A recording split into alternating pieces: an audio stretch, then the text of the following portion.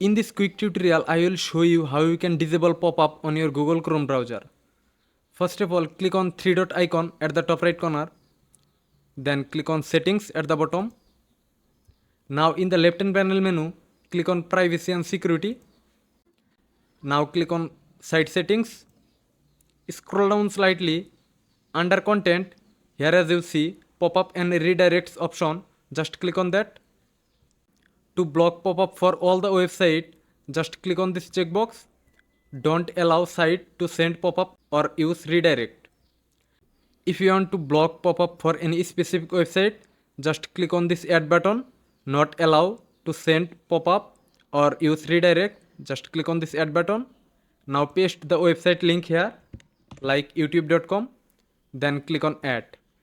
In this way you can block pop-up for any individual website and all the websites. If you found this video helpful, don't forget to like the video and subscribe our channel. See you in the next video.